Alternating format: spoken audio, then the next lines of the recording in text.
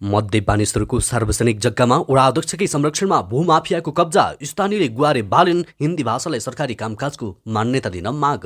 चिनिया कम्युनिस्ट पार्टीको उच्चस्तरीय टोली आज नेपाल आउँदै महाराष्ट्रमा पहिरो गएको 4 दिनसम्म 82 जना बेपत्ता। पोखरा बस पार्क क्षेत्रको सडकमा पार्किङ निषेध। बंगलादेशमा बस दुर्घटना 17 यात्रुको मृत्यु। आज बागमतीदेखि सुदूरपश्चिमसम्म हल्कादेखि मध्यम वर्षाको सम्भावना।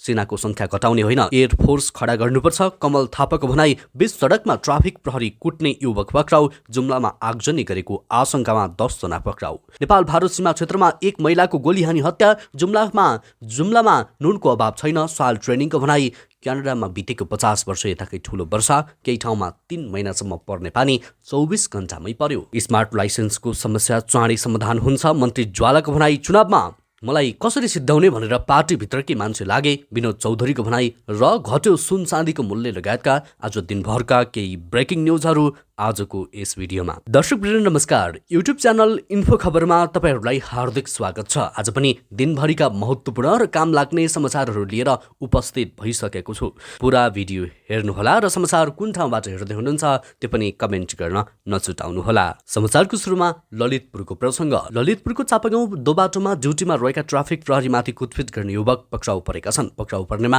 ताप्लेजुङ घर भई चापागाउँ दोबाटोमा मोबाइल पसल गर्ने 26 वर्षीय विश्वास राई रहेका छन्। उनलाई शुक्रबार अपराह्न पक्राउ गरिएको जिल्ला प्रहरी परिसर ललितपुरका प्रवक्ता एसपी नवराज कार्कीले जानकारी दिएका छन्। शुक्रबार दिउँसो चापागाउँ दोबाटोमा ड्युटीमा खटिएका ट्राफिक प्रहरी हवलदार सुनिल शाहमाथि राईले निर्घात कुटपिट गरेका थिए। चापागाउँ दोबाटोमै मोबाइल पसल रहेकोमा राईले ट्राफिक व्यवस्थापनमा काम गरिरहेका हवलदार शाहसँग न्यू खोजी 81 कुटपिटमा उत्रिएको एसपी कार्कीले बताएका छन्। सीसीटीभी हेर्दा ड्युटी गरिरहेका हवलदारसँग सडकमा बसिरहेका ती व्यक्ति आफैले न्यू खोजेको र अकस्मात कुटपिटमा उत्रिएको देखिन्छ।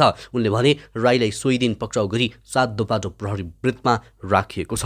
यस्तै वर्ग समाचार सङ्घीय राजधानीको मध्य बानेश्वरबाट नयाँ बानेश्वर जाने मुख्य सडकको देब्रेपट्टि सतीसाल मार्गमा लस्करी 4वटा सटर बनाइएको टहरो छ। ती सटर भाडामा लिएर आँखा क्लिनिक, फेन्सी स्टेसनरी, फर्निचर पसल सञ्चालन भएको झन्डै 10 वर्ष भयो।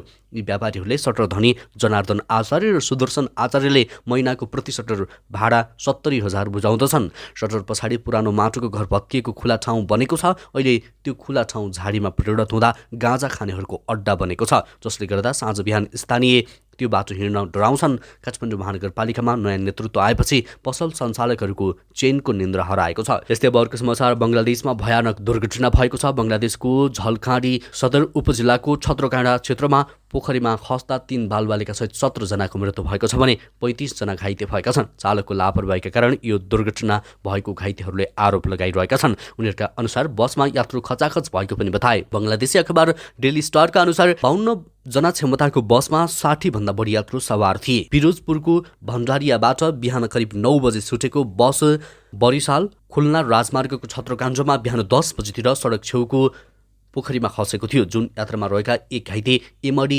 मोमिनले भने, म भण्डारियाबाट बसमा चढे, बस यात्रुले खचाखच भरिएको थियो।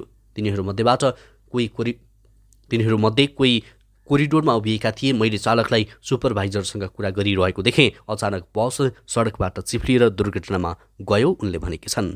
त्यसले त मौसम पूर्वानुमान महाशाखाले बागमती, गण्डकी, कर्णाली र सुदूरपश्चिम प्रदेशका केही स्थानहरू तथा देशका बाँकी भूभागमा थोरै स्थानहरूमा मेघगर्जन, चट्यानसहित हल्कादेखि मध्यम वर्षाको सम्भावना रहेको जनाएको छ। आइतबार बिहान मौसम पूर्वानुमान बुलेटिन जारी गर्दै महाशाखाले वर्षाका कारण हुनसक्ने घृगान, बहाव, बाढी पहिरो तथा भुच्चे जस्ता प्रकोप र हावाहुरीको जोखिम वा क्षतिबाट बस्न आवश्यक सतर्कता अपनाउन पनि अनुरोध गरेको छ। हाल देशमा मनसुनी वायुको आंशिक प्रभाव रहेको छ। मनसुनको न्यूनचापीय रेखा सरदरस्थानको दक्षिणतिर अवस्थित रहेको छ। हाल देशभर आंशिकदेखि सामान्य बदली रही कोशी, बागमती, गण्डकी र कर्णाली प्रदेशका 1-2 स्थानमा मेघगर्जन र चट्टानसहित हल्कादेखि मध्यम वर्षाको सम्भावना रहेको छ। त्यस्तै हिन्दी भाषालाई सरकारी कामकाज र सम्पर्क भाषाको मान्यता दिनुपर्नेमा सरकारवालाहरूले माग गरेका छन्। त्रिभुवन विश्वविद्यालय हिन्दी केन्द्रीय विभागले शनिबार जनकपुर धाममा आयोजना गरेको मधेसको राजनीतिमा हिन्दी भाषाको अन्तर सम्बन्ध विषयक परिचर्चा कार्यक्रममा सरकारले मधेसमा धेरै पहिलेदेखि नै हिन्दी बोलिने भाषा अधिकांशको सम्पर्क भाषाको रूपमा रहेकाले सरकारले हिन्दीलाई कामकाजको भाषाको मान्यता दिनुपर्ने बताए। कार्यक्रममा सङ्घीय सरकारका शिक्षा, विज्ञान तथा प्रविधि राज्यमन्त्री प्रमिला कुमारी यादवले हिन्दी भाषाले विगतदेखि नै नेपाल र भारतको सम्बन्ध जोड्नमा महत्त्वपूर्ण भूमिका खेल्दै आएको र यसलाई सम्पर्क भाषाको मान्यता दिनु अपरिहार्य रहेको बताइन्। मधेसभित्र नागरिक तह र राजनैतिक रूपमा दुई देशबीच महत्त्वपूर्ण सन्देश आदान प्रदानका लागि हिन्दीले महत्त्वपूर्ण योगदान पुर्याएको उनको भनाइरहेको थियो। सांसद रेखा यादव र किरण कुमार शाहले मधेसमा हिन्दी भाषा, सूचना, भावना र आफ्नो विचार तथा अभिव्यक्तिको सहज माध्यमका रूपमा रहेकाले सरकारले उचित मान्यता दिनु, आफूहरूले स्वतन्त्र सरकारलाई दबाब दिने पनि धारणा राखे। मधेस सरकारले मधेस प्रज्ञा प्रतिष्ठानका अध्यक्ष राम भरोस कापडीले दुई देशबीच नागरिक स्तरमा रहेको सम्बन्धलाई थप मजबुत गर्न र मधेसभित्र धेरै नागरिकको सम्पर्क भाषाका रूपमा हिन्दी रहेकाले त्यसलाई उचित सम्मान दिन सरकारलाई आग्रह पनि गरे। त्यस्तै अर्को समाचार, चिनिया कम्युनिस्ट पार्टीका उच्चस्तरीय नेताको एकपछि अर्को नेपाल भ्रमण हुँदैछ। चिनिया विदेश विभाग प्रमुख लिउ जिएनचाओले काठमाडौँमा सिल्क रोडस्टर स्थापना गरेको एक हप्ता नबित्दै अर्को उच्चस्तरीय टोली नेपाल आउन लागेको हो। नेकपा कम्युनिस्ट पार्टीका संस्थापक नेता पुष्प लालको स्मृति दिवसको दिनमा साउन 7 गते बिहान 11 बजे छिमेकी मित्र राष्ट्र जनगणतन्त्र चीनका चिनिया कम्युनिस्ट पार्टीका पोलिट ब्युरो सदस्य युयान च्यान्चुन नेपाल आउन लागेका छन्। 25 सदस्यीय टोलीसहित महत्त्वपूर्ण राजनैतिक भेटघाटका लागि नेपाल आउँदैछन्। च्याको भ्रमणको चाँजोपाँजो मिलाउन चीनको नेपाल मामला प्रमुख योगा नेपाल आइसकेकी छन्। चिनिया विदेश विभागकी कूटनीतिज्ञले आफ्नो नेपाली नाम सरला राखेकी छन्। शनिबार नेपाल आइपुगेकी सरलाले च्यान्चुनको भ्रमण तालिका र भेटघाटको तालिका मिलाइसकेकी छन्। च्यान्चुनले कम्युनिस्ट पार्टीका शीर्ष नेता र काङ्ग्रेसका सभापति शेरबहादुर देउवासँग पनि भेटघाट गर्ने बताइएको छ। त्यता भारतको महाराष्ट्रको इसरलबाडी गाउँमा पहिरो गएको 4 दिन बितिसक्दा पनि 82 जना अझै बेपत्ता भएका छन्। शनिबार भग्नावशेषबाट थप 4 जनाको शव निकालिएको थियो। दुर्घटनामा मृत्यु हुनेको संख्या 26 पुगेको छ। खोज र उद्धार अभियान जारी रहेको स्थानीय टोलीसहित एनडीआरएफका 4 टोली खोजी कार्यमा संलग्न रहेका छन्। यवतमाल जिल्लामा वर्षाका कारण बाढीमा फँसेका 45 जनाको उद्धार वायुसेनाका 2 हेलिकप्टरबाट परिचालन गरिएको छ। शनिबार गुजरातका धेरै शहरमा बाढी वर्षा भएको थियो। नवसारीमा वर्षाका कारण 1 जना बेपत्ता परेका छन्। बलसाड, भावनगर, देवभूमि, द्वारका, दमन र दादरा नगर हवेलीका लागि रेड अलर्ट जारी गरिएको छ। अहमदाबाद, आनन्द, भरुच, बनासकाण्ठा, साबरकण्ठा, अमरेली, जामनगर, शिर, सोमनाथ र कच्छका लागि ओरेन्ज अलर्ट जारी गरिएको छ। सुरेन्द्रनगर, दाहोद, जुनागढ, राजकोट, बोडाङ, दबोदरा, सुरत र नवसारीका लागि येलो अलर्ट जारी गरिएको छ।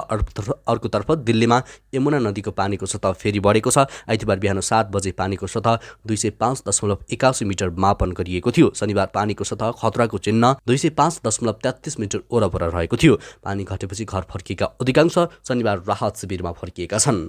त्यस्तै पोखरा बस पार्क क्षेत्रका सडक छेउमा आजदेखि पार्किङ निषेध गरिएको छ। पृथ्वी चोकदेखि सेतीपुलसम्म सडक छेउमा पार्किङ गर्न निषेध गरिएको पोखरा महानगरपालिकाले जानकारी दिएको छ। महानगरको यातायात व्यवस्थापन समितिका उपाध्यक्ष समेत रहेका पोखरा 16 का वडाध्यक्ष अमृत तिमिलसेनाले जिल्ला सुरक्षा समितिको शुक्रबार बसेको बैठकले पृथ्वी चोकको सडक छेउको पार्किङ हटाउने निर्णय गरेको जानकारी दिएका छन्। सबै एकदमै हतारमा भयो तर पनि महानगरले त्यसको व्यवस्थापन गर्दैछ। उनले भने बस पार्क राजमार्गसँगै जोडिएकाले सडक छेउमै साना ठुला सवारी साधन पार्किङ गर्दा समस्या भएको महानगरको भनाइरहेको छ। क्यूमा बस्ने लामो दूरीका बस मात्रै बाहिर राखिन्छ, बाँकी सबैलाई भोलिबाटै सडकमा पार्किङ नगर्न सूचना जारी गरेका छौँ, तिमिसेनाले भनेका छन्। त्यस्तै त राप्रपा नेपालका अध्यक्ष कमल थापाले सेनाको सङ्ख्या घटाउने नभई एयरफोर्स बढाउनु पर्नेमा जोड दिएका छन्।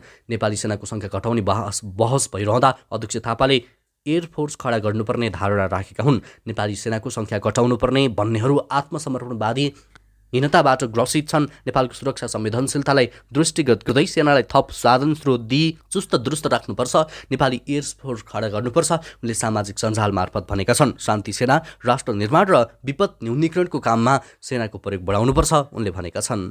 त्यस्तै त भौतिक पूर्वाधार तथा यातायात मन्त्री प्रकाश ज्वालाले सवारी साधन अनुमति पत्रको समस्या चाँडै समाधान गर्ने बताएका छन्। आइतबार सार्वजनिक रूपमा ड्रेस तथा परिचय पत्र वितरण तथा सरसफाई अभियानको उद्घाटन कार्यक्रमलाई सम्बोधन गर्ने उनले यस्तो बताएका हुन्। उनले लाइसेन्स स्मार्ट कार्डको समस्या चाँडै समाधान गर्ने र स्मार्ट लाइसेन्स कार्ड प्राप्त नहुँदासम्म अस्थायी कार्ड लागू गर्ने गरी सरकारले तयारी गरिरहेको पनि बताए। उनले यातायात क्षेत्रलाई व्यवस्थित, भरपर्दो र यात्रुमैत्री बनाउन 11 बुँदे घोषणापत्र जारी गरिसकेको पनि बताए। उनले भने लाइसेन्स स्मार्ट कार्डका बारेमा धेरै गुनासोहरू रहेका छन्, हामी यो समस्यालाई छिटै समाधान गर्छौँ र स्मार्ट लाइसेन्स कार्ड प्राप्त नहुँदासम्म अस्थायी कार्ड लागू गर्ने गरी हामीले तयारी गरेका छौँ उनले भनेका छन्। त्यस्तै आइतबार सुन चाँदीको मूल्य घटेको छ। नेपाल सुन चाँदी व्यवसाय महासङ्घका अनुसार सुनको मूल्य तोलामा 500 र चाँदीको मूल्य तोलामा 15 रुपियाँले घटेको छ। छापावाला सुनको मूल्य 1,12,300, तेजाबी सुनको मूल्य 1,11,750 र चाँदीको मूल्य तोलामा 1,465 रुपियाँ कायम भएको छ। शुक्रबार छापावाला 1,12,800, तेजाबी 1,12,250, चाँदी 1,480 रुपियाँमा खरिद बिक्री भइरहेको थियो। त्यस्तै त जुम्लाको गुठीचौर गाउँपालिका र चन्दननाथ नगरपालिकाका विभिन्न स्थानमा भएका आगजनीमा संलग्न भएको आशंकामा प्रहरीले 10 जनालाई नियन्त्रणमा लिएको छ। जिल्ला प्रहरी कार्यालय जुम्लाका सूचना अधिकारी धर्मराज जोशीका अनुसार आगजनीमा संलग्न भएको आशंकामा उनीहरूलाई नियन्त्रणमा लिई अनुसन्धान सुचारू गरिएको हो। प्रहरीले पक्राउ गरेको नाम भने सार्वजनिक गरेको छैन। गैराती अन्दाजी 2:30 बजेतिर गुठी चौरमा 6वटा घर र 1 ट्र्याक्टर र चन्दननाथ नगरपालिकाको एक घरमा अज्ञात समूहले आगजनी गरेका थिए। गुठीचौर गाउँपालिकाका अध्यक्ष दानबहादुर बुढाका अनुसार गैराती धौलपुरमा गाउँमा 2, बाउली गाउँमा 1, ढुँडाखोजमा 1, माथिल्लो दिहार जिबुरमा 1 र खल्लाओडामा गरी 7वटा घरमा आगजनी भएको थियो। त्यस्तै नेपाल भारत सीमा क्षेत्रमा पर्ने धनुषाको मुखियापट्टी मुसहरनिया गाउँपालिका 2 स्थित 10 गजा पारी एक महिलाको गोली हानी हत्या भएको छ। मोटरसाइकलमा सवार 2 जना अज्ञात व्यक्तिले अन्दाजी 35 वर्षीय महिलालाई गैराती 8:20 बजे 2 राउन्ड गोली प्रहार गरी भारततर्फ नै भागेको स्थानीय प्रत्यक्षदर्शीहरूको भनाइ उद्धृत गर्दै धनुषा प्रहरीले जनाएको छ। ती महिलाको पहिचान खुलेको छैन। ती महिला नेपाली हुन् कि भारतीय हुन् भन्ने पनि नखुलेको धनुषा प्रहरीले जनाएको छ। घटना 10 गजा पारी भए पनि सीमा क्षेत्रमा रहेकाले धनुषा प्रहरीले उपरीक्षक विश्वराज खड्का सहितको टोली घटनास्थलमा पुगेको थियो। भारतीय भूमिमा घटना भएकाले भारतीय प्रहरीले लास पोस्टमार्टमका लागि लगेको धनुषाका प्रहरी प्रवक्ता डिएसपी वेद प्रसाद गौतमले जानकारी दिएका छन्। त्यस्तै जुम्ला सदरमुकाम स्थित खलङ्गा बजारमा रहेको साल ट्रेडिङ कर्पोरेसनले पर्याप्त मात्रामा नुन रहेको बताएको छ। यहाँ स्थित डिपोमा अहिले 1,721 क्विन्टल नुन मौजदात रहेको कार्यालय प्रमुख खगेन्द्र मल्लले जानकारी दिएका छन्। सदरमुकामको डिपोमा 821 क्विन्टल, सुजाको नराकोट डिपोमा 550 क्विन्टल र गुरुचौर डिपोमा 350 क्विन्टल रहेको कार्यालयले जनाएको छ। कार्यालय प्रमुख मल्लले जिल्लामा नुनको अभाव नरहेको बताएका छन्। उनले भने अबको केही सातापछि यहाँका 8वटा स्थानीय तहका ओडाबाटै नुन वितरण गरिनेछ। ओडाको माग बमोजिम नुन वितरण गर्नका लागि कार्यालय लागि परेको छ। गत असार 31 गते कार्यालयको मुख्य डिपोबाट उपभोक्तालाई नुन वितरण भइरहेको समयमा केही व्यक्तिले भाँड भैलो गर्दै डिपोमा तोडफोड समेत गरेका थिए। गत आर्थिक वर्षकै नुन समयमै ओडामा ढुवानी नहुँदा सदरमुकाम डिपोमा नागरिकको भिड लाग्ने गरेको कार्यालयले जनाएको छ। गत अब 2079-80मा जुम्ला सदरमुकाम सहित तिनै डिपोका लागि 4,200 क्विन्टल कोटा रहेकोमा सबै ढुवानी भइसकेको छ। त्यसै त क्यानाडामा बितेको 50 वर्ष यताकै ठुलो वर्षा भएको छ। केही क्षेत्रमा सामान्यतया 3 महिनाको अवधिमा पर्ने पानी 24 घण्टाभित्रै परेको क्यानाडाको मौसम विभागलाई उद्धृत गर्दै बीबीसीले जनाएको छ। सरकारले जोखिमपूर्ण अवस्था रहेको भन्दै सर्वसाधारणलाई खोजी तथा उद्धार कार्यमा समावेश नहुन अपिल गरेको छ। नोभा स्कोटिया क्षेत्रमा भएको भारी वर्षापछि 2 बालबालिका सहित 4 जना बेपत्ता भएको बीबीसीले जनाएको छ। झन्डै 80,000 मानिस विद्युत सेवाबाट वञ्चित भएका छन्। यस वर्ष भारी वर्षा, औसत तापक्रम, समुद्रको तापमान लगायतका मौसमजन्य गतिविधिहरूमा एकैपटक धेरै कीर्तिमानीहरू बन्न थालेका छन्। यो विश्वकै लागि चुनौतीको विषय भएको वैज्ञानिकहरूको भनाइरहेको छ। राज्यको अन्तिम समाचार। नेपाली कांग्रेसका केन्द्रीय सदस्य विनोद कुमार चौधरीले गत प्रतिनिधि सभा निर्वाचनमा आफूले हराउनका लागि पार्टीभित्रकै मान्छे लागि परेको बताएका छन्।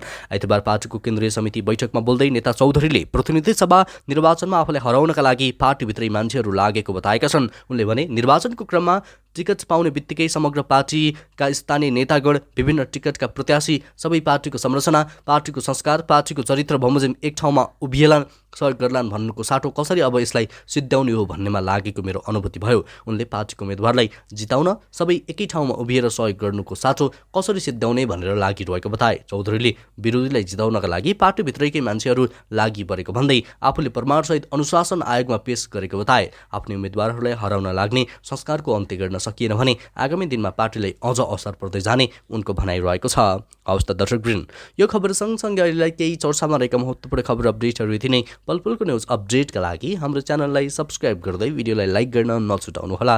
नमस्कार।